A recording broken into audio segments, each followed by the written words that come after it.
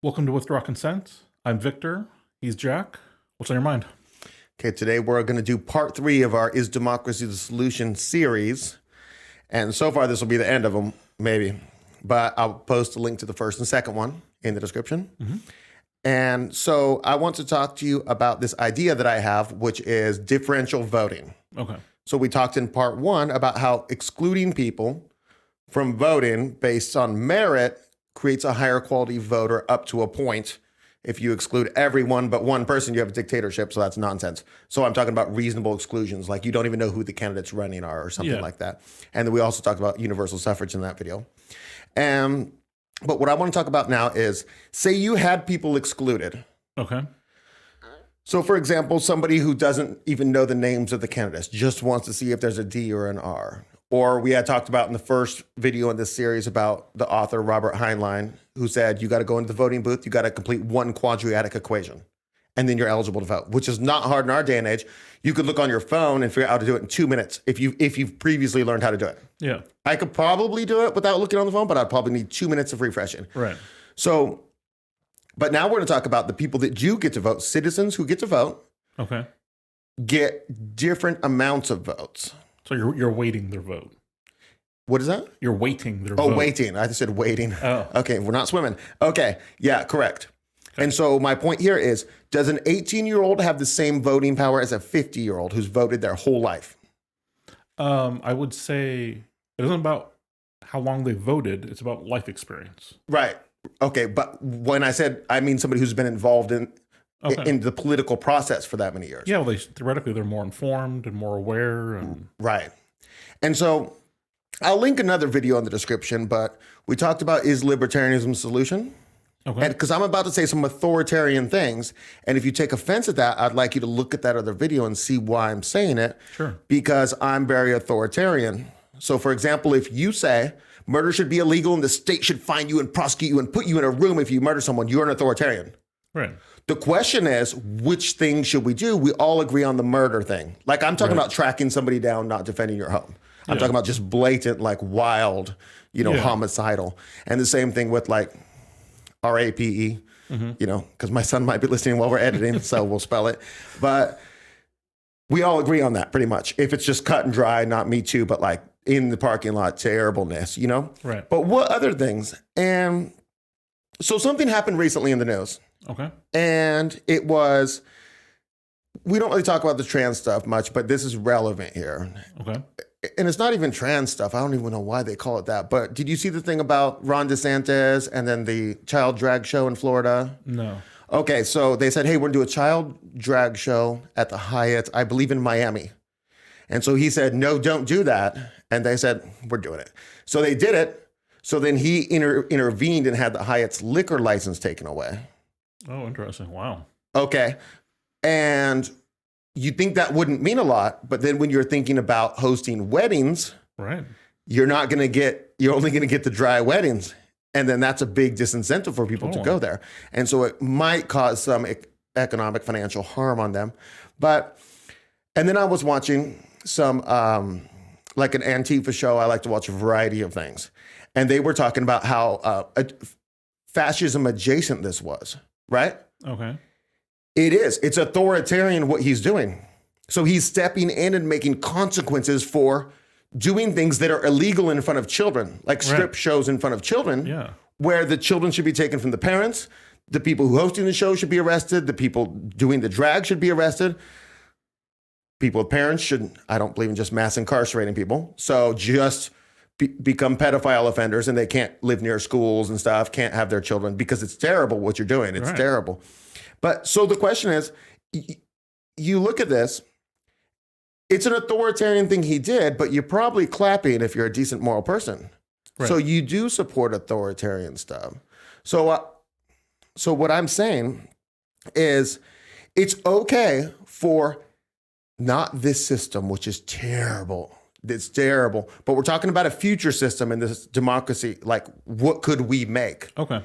And I would want to make a system that authoritarianly enforces good morality that we all agree on. Okay. So if you're a decent person, you agree on not harming children. Don't harm my children. I won't harm your children. The government shouldn't harm our children. The schools shouldn't harm our children, all along the board. If you see a child being harmed, you should intervene. Right. You should protect other people's children. Yeah, absolutely. So what I'm saying is, can you get with me and say that, and it depends on the morality, but we're talking about a future system that is based on it's not capitalism that we're talking about in the future.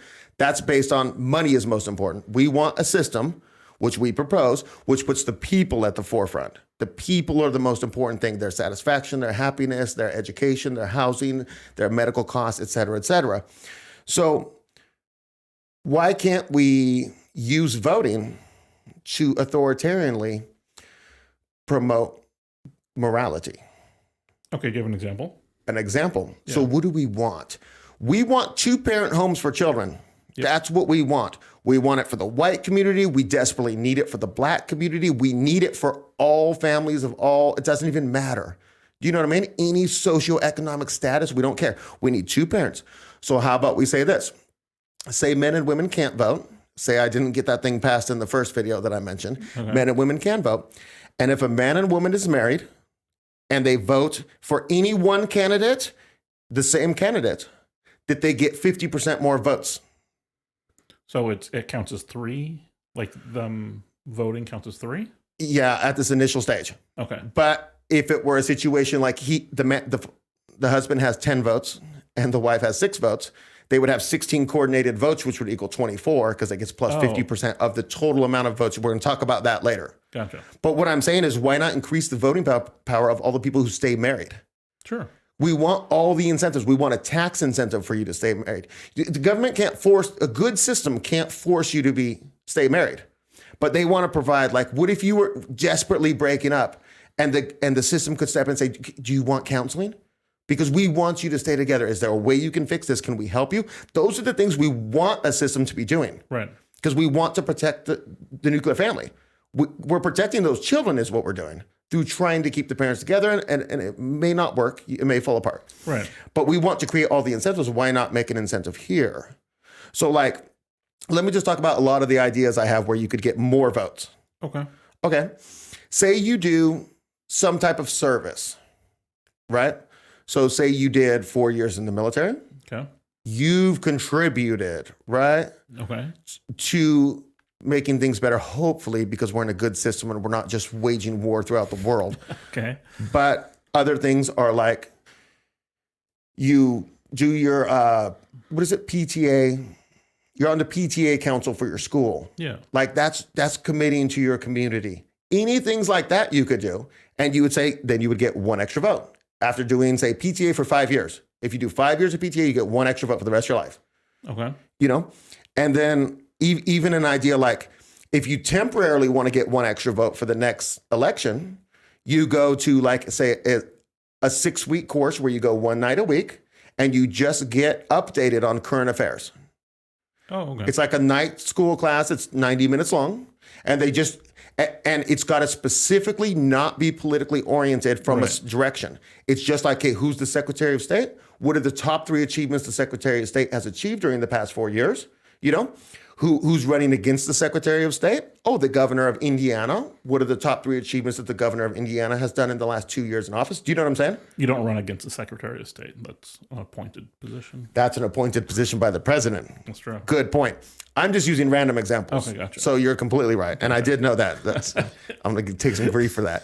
But it doesn't matter the positions. Okay. All I'm saying is that you just learn things. And I don't want somebody up there lecturing about how Republicans are bad or Democrats are bleeding the system dry. I don't want any of that. Right.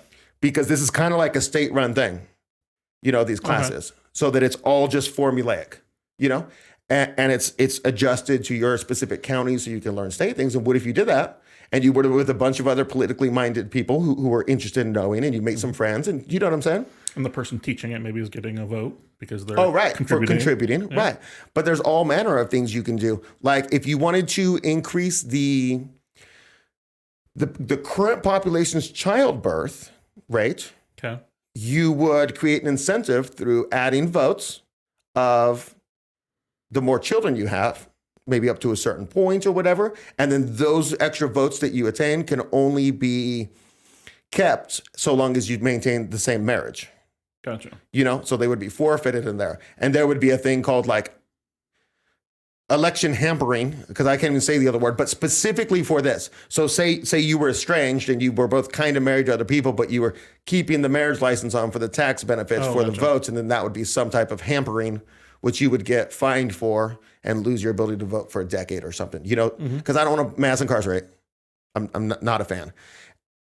But there's so many different things you could think of that you could say they're moral things that you could put incentives for people to do things that we can all agree on. Like, I don't want to get into controversial things and be like, you lose a vote for this, you get a vote for this. If everybody's like, I'm not sure about that. I'm just talking about things like nuclear family. We can get on board. Having children, raising your children well. If we had a good system, we would have good colleges where people would actually learn. So that's another way you could go get degrees. So a person, with an 8-year degree who's a doctor, or a 10-year degree, we'll say even total college, and then they're a doctor. Well, you're a contributor just because your expertise in something. And there's just all these things we could do to incentivize. But people are so intent on one person, one vote. But why? Right. Why? Because I know my vote is more valuable than somebody who doesn't know anything about the system. Well, it should be. It should be. It's inherently more valuable because it's directed more, Yeah. Even though all of our candidates are trash and all of our votes are worthless. Correct. Worth less, not absolute. They're not of high value. Okay. They're not absolutely worthless because there are some elections, like a local election, where you could actually make a difference. Okay. And then I could also recognize that there are people who their value might be higher than mine.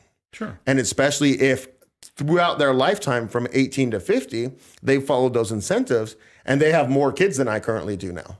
They have more contributions to society than I do because they followed those incentives. So what do you think about this whole plan? Well, I think my overall reaction is that this only benefits a society that values voting. And I don't know that the current people in America would care about these incentives, or it would be a very small fraction of people because it's just a popularity contest for them or whatever. You know what I mean? Like they aren't really invested in, we're very forward thinking and trying to make things better for generations to come and that type of thing. What percentage of Americans think that way? Very few, I'd say. And so I feel like that few percentage are the ones that would actually care about adding points to their vote total. Which is, okay, that's great. Okay. That's terrific. I hope that's the case. I hope 5%, okay, say of the people who vote, I hope only 5% care about getting more points. Then they get such an inordinate amount of points that the 5% get to choose the election, even though all 95% of the other voters take their one vote and vote it for Oprah. I don't know if Oprah would be a good president or not. I'm just saying, some popular person, right? Right. So. Okay, that's interesting. And I'm not talking about within this system. I'm not saying let's make a constitutional amendment. I'm saying let's crush this system. And after the system has fallen, after we withdraw consent, after we say no, and through whichever means we end up crushing the system. Yeah. And we're making a new system. Here's an idea. Okay. Exclude some people from voting. The people who can vote, incentivize the things that we want to see as a society so that the people who are doing the right things can have, because I don't even care if you're lip service doing the right things. Right. You're still a 2-parent household. You're still took the political class. You've done all the things. You've served your community. Maybe you've been in the military. Maybe you've been in college, but you've done the things. Well, at some point it becomes just who you are. I know, like, as a kid, you do things because you don't want to get disciplined and all that. And when you become an adult at some point, you realize you've just become that person and you don't have to try to be those things anymore. Right. You don't have to think about opening the door for someone because you were forced to open the door for everybody. Right. And now my son doesn't even think about it. And he's a little guy. Yeah. Yeah. And he's just like, he runs ahead to go get it because that's the thing to do. Right. And when he's an adult, hopefully it catches. Yeah. Yeah. So that's what I got. Is there a way to lose points? Or like if you do a crime or something? Oh, yeah. Yeah, because it's like we have a social contract. Okay. Right. It's completely hypothetical. And it's we agree that we're not going to murder our neighbor, we'll say. Yeah. It's kind of just in there. And then if you do go and do that, sorry, you lose everything. And I don't mind putting you in the excluded class forever. Okay. If what you do, like if you go on a serial RAPE spree, like serial, like 10 different people over the course of a week, there's no way you're ever going to be able to vote. I don't know if you're going to live. You're not going to live through this in the future system. Gotcha. Because if it's really proven, Yeah. But I'm saying that person also definitely will never vote again because they'll go in the excluded class. Okay. You've betrayed your country. Gotcha. And so, and even a lot of things like in a future system, there would be much more interest in ethics in politics. Okay. There would be definitely not a Senate ethics committee looking at whether a senator committed an ethics violation. Right. It would be brutal third-party people scrutinizing without any, like their bank accounts are all tracked to see if $1 comes from somebody to their nephew or something. Do you know what I mean? Because we want like the most trusted people in society on these ethics committee. And when they find out that old Bill, Senator Bill, put this bridge to nowhere, $200 million and $2 million appeared in his account, you're done.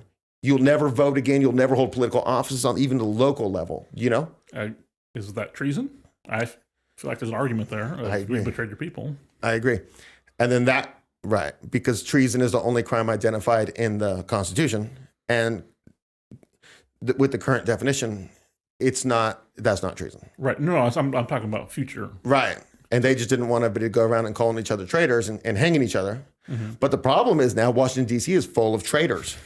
Right, because no one's hanging each other. Right. And so you're the founding fathers' lack of willingness to say, hey, traitors should be hanged. I can only think of two. Can you think of any more traitors? What was that guy who betrayed him during the Revolutionary War? Did he get hung? The Rosensteins both got hung for giving away our nuclear secrets, So in modern time, I can think of two. Man, there's just tens of thousands. Seems like.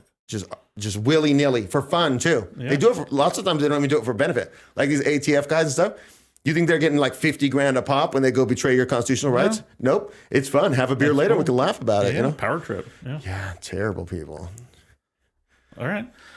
So interesting look at a potential solution to incentivize people to do the right thing and get rewarded by having a greater impact on how their country is run. If you have any other ideas or maybe things that you could be rewarded for, let us know. Let me put one more thing in. Yeah, go for it. At one point, what we're doing is not a democracy anymore. Okay. Because like in a democracy, technically everybody should vote. Okay.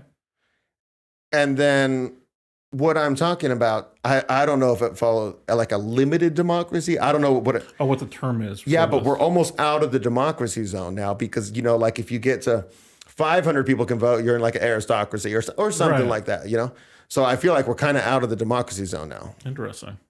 Okay. That's all gone. All right. If you have any thoughts, we're always interested in hearing them. We'll see you next time.